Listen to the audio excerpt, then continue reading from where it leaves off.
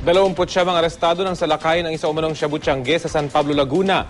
Ilang sachet ng hinihinalang shabu at drug paraphernalia ang na-recover. Balitang hatid ni Jay Sabale.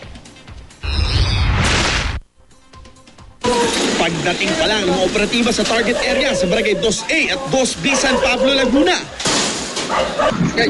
agad hinuli ang dalawang lalaking ito na umunoy lookout ng shabu Tiangge sa lugar.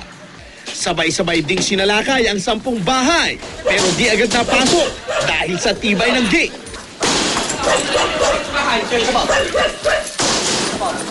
Kaya ang mga pulis umakyat ng bubong para makapasok. Ito ay pasadya nila na tinibayan yung mga gate para in case na pasukin ng tropa, mahirapan. Tapos yung likod nila, maybe pasadya silang exitan. Inikot ang mga operatiba ang salasalabat na eskinita sa likod bahay ng mga target para hanapin ang mga nakatakas na sospek. Sa 7 nasa watchlist, 3 lang ang nahuli na sina Antonio Ligon Jr. alias Jojo at Ryan Manalo. Ito yung isa sa mga bahay na sinerva ng search warrant. Ito daw yung bahay ng alias Batot. Kung makikita ninyo kanina, nung pinapasok nila to, nakabukas pa yung aircon. Kaso nga lang, since nakapadlock, hindi agad nasira yung pinto, kaya nagawa nitong tumakas. Lumabas siya doon sa may bintana, kung makikita nyo, sinira niya para makalabas lang siya. Pati yung kalan, tinapakan niya na flat na lang ito. Ginawa niyang tuntungan para makaalis at matapos nga yung ginawang search ng mga tropa rito.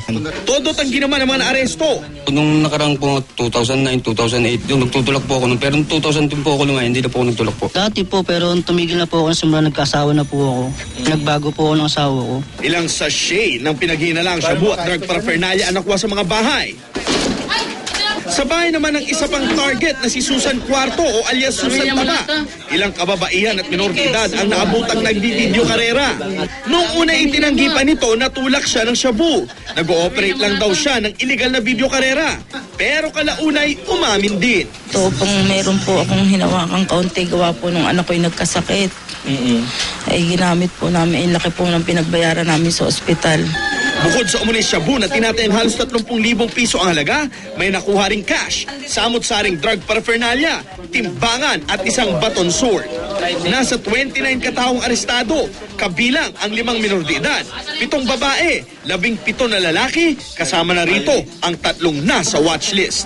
Happy tayo at naging successful ang operation. Jay Sabale, GMA News.